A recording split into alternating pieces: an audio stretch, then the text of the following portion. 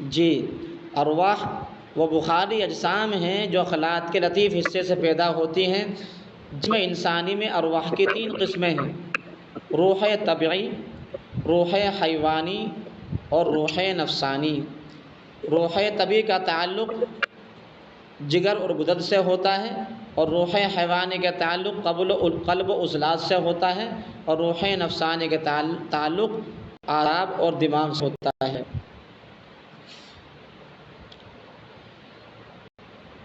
روح طبعی وہ روح ہے جو جگر سے بذریعہ اوردہ تمام جسم میں پہنچتی ہے۔ جی، اوردہ یہ کیا چیز ہے، کیا ہے؟ یہ اوردہ یہ جمع ہے واردتن کی، مان لو اسے۔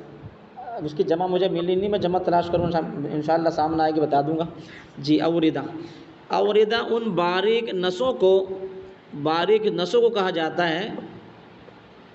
کہ جن کے اندر روح دوڑتی ہے، اور یہ جگر و گدد سے بذریعہ اوردہ، یعنی روح طبعی وہ روح ہے جو جگر و گدد سے بہت باریک نسوں کے ذریعے تمام جسم میں پہنچتی ہے۔ روح حیوانی یہ ایسی روح ہے جو قلب کی، دل کی شریانوں کے ذریعے،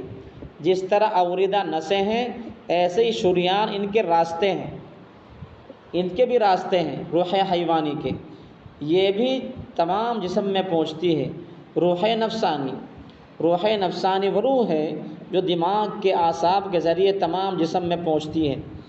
یعنی یہ مان لیجیے آپ کہ بدن کے اندر تین سڑکیں ہیں، ایک سڑک پر روح طبعی دوڑتی ہے جو تمام جسم میں پہنچتی ہے، دوسری سڑک سے روح حیوانی سفر کرتی ہے جو قلب و عضلات میں پہنچتی ہے، اور تیسری سڑک سے روح نفسانی پہنچتی ہے۔ روح نفسانی کی تیسری سڑک ہے جس کا تعلق دماغ اور اعصاب سے ہے۔ جی،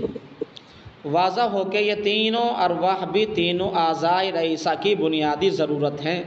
یہ تینوں ارواح بھی تینوں اعضائے رئیسہ کی بنیادی ضرورت ہیں۔ روح اور روح میں فرق۔ جی، روح صرف اخلاق کے لطیف حصے سے پیدا ہوتی ہے، یعنی جو غذا ہم کھاتے ہیں اس سے اخلاق تیار ہوتی ہیں، ان اخلاق کے لطیف حصے سے، یعنی ان کی جو بھاپیں اڑتی ہیں، جو بخارات اس میں اڑتے ہیں، یعنی کوہرا تیار ہوتا ہے اس میں گرمی سے اس کی، تو اس سے روح تیار ہوتی ہے۔ جبکہ ریاح، اس کی پیدائش معدے اور امعاء میں یا کسی ایسی جگہ پر جہاں رطوبات رک جائیں اور ان کے متعفن ہونے سے پیدا ہوتی ہے،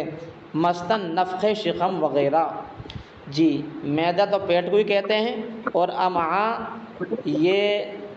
امعاء کہتے ہیں آنتوں کو، امعاء کہتے ہیں آنتوں کو۔ جی، اور اس میں پیٹ میں گیس بن گیا، کوئی فضلہ، کوئی چیز ثقیل کھائی، بد ہضمی ہو گئی، تو اس میں گیس تیزاب تیار ہو گیا، اور پھر وہ تیار ہو کر نسوں میں جو آتے ہیں، یا تو آنتوں میں تیار ہوا یا وہ معدے میں تیار ہوا، پھر اسی طرح تیار ہو کر وہ نسوں میں، آنتوں میں پھنس کر اس میں سڑ گیا، اور اس میں بہت زیادہ گندگی ہو گئی۔ اسے کہہ رہے ہیں مثلاً نفخ شکم، یعنی پیٹ کے اندر ہوا بڑھ گئی، پیٹ کی ہوا، پیٹ کی پھونک،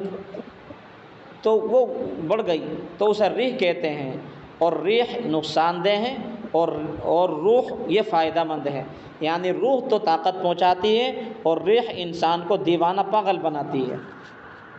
اس کے صحت خراب کرتی ہے۔ ارواح کے کام، ارواح ہی محرک اعضاء ہیں، یعنی جسم کو حرکت دینے والی وہ روح ہی ہیں، روح طبعی، روح حیوانی اور روح اعصابی، اور وہ روح نفسانی۔ یہ مسلمہ امر ہے۔ مسلمہ امر کے مطلب ہوتے ہیں، یہ مانی ہوئی بات ہے، تسلیم کی ہوئی۔ سلم تسلیماً معنی آتے ہیں ماننا، قبول کرنا، یہ بات قبول کی ہوئی ہے، کہ روح ہر حیاتی عضو کے زندہ رہنے کے لیے ضروری ہے۔ روح کے بغیر کوئی بھی عضو حرکت نہیں کر سکتا، فعل میں نہیں آ سکتا، یعنی روح کے بغیر کوئی بھی عضو حرکت میں نہیں آ سکتا۔ اگر کسی حیاتی عضو کو، یعنی کسی حیاتی عضو کو جو زندہ عضو ہے اس کو روح ملنا بند ہو جائے تو اس کو فوراً موت واقع ہو جاتی ہے،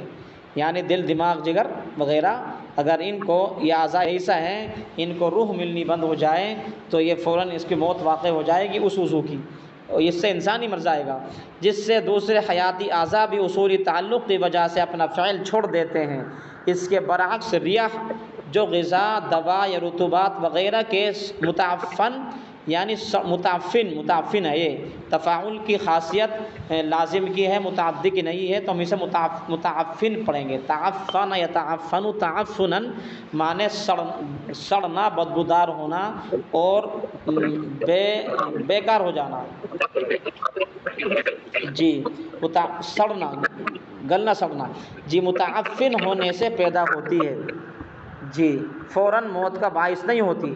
بلکہ ایسی ریاح کے خاتمے کرنے کا بھی موقع مل جاتا ہے اور جلد صحت بھی ہو جاتی ہے۔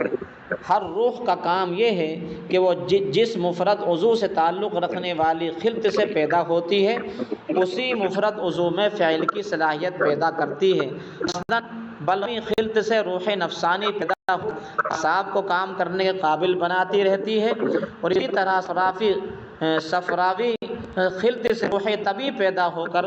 جگر کو کام کرنے کے قابل بناتی رہتی ہے، اور اسی طرح سودا خلط سے روح حیوانی پیدا ہو کر پیدا ہو کر یہ قلب کو کام کرنے کے قابل بناتی ہے۔ جی 1 منٹ رہ گئی ہے ہمارے کال کے ڈسکنیکٹ ہونے میں،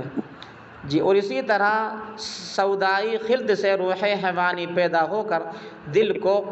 کام کرنے کے قابل بناتی رہتے ہیں، کام کرنے کے قابل بناتی رہتی ہے، یہ ایسا کہ وہ اسے طاقت پہنچا کر کام کرتے رہنے پر تیار کرتی ہے کہ مستقل کام کرتے رہے۔ اس کو ایک اور مثال سے سمجھ لیتے ہیں۔ علماء حضرات تو بخوبی جانتے ہیں کہ پیٹرول یا تیل سے چلنے والی ہر مشین اس وقت تک نہیں چل سکتی جب تک اس میں ڈالے ہوئے تیل کا گیس بننا شروع نہیں ہو جاتا، اسی طرح کوئلے سے چلنے والے انجن بھی اس وقت تک نہیں چل سکتے جب تک کوئلہ جل کر گیس یا بھاپ میں تبدیل نہیں ہو جاتا۔ اگر ہم پیٹرول، تیل یا پانی کو اخلاط اور ان گیسز کو ارواح کا نام دے دے تو اس سے بھی ہم یہ نتیجہ اخذ کر سکتے ہیں کہ انجنوں کے لیے اگر تیل، پانی اخلاط ہیں تو چونکہ ان کی گیسز یعنی ارواح سے انجن اسٹارٹ محرک ہو جاتے ہیں، یعنی چلنے لگتے ہیں، لہذا اس لیے انہیں محرک اعضاء کہا جاتا ہے۔ بالکل اسی طرح ہمارے جسم میں بھی 3 انجن رکھے ہوئے ہیں، جی ان کے ہم مزاج اخلاط بصورت پیٹرول خون میں ہر وقت موجود رہ کر گردش کرتی رہتی ہے، جن سے ہر وقت ارواح پیدا ہوتی رہتی ہے، اور یہ ارواح انہیں نہ صرف زندہ رکھتی ہیں بلکہ اپنی مقدار کے مطابق اپنے انجنوں یعنی حیاتی اعضاء کو حرکت میں رکھتی ہے۔ نوٹ: ان ارواح کا اس روح سے کوئی تعلق نہیں جسے اللہ تبارک و تعالیٰ نے انسان میں پھونکا ہے، اور اس کا بدن سے انقطاع تعلق موت کہلاتا ہے، جس کو روح مبدا کہا جاتا ہے۔ جی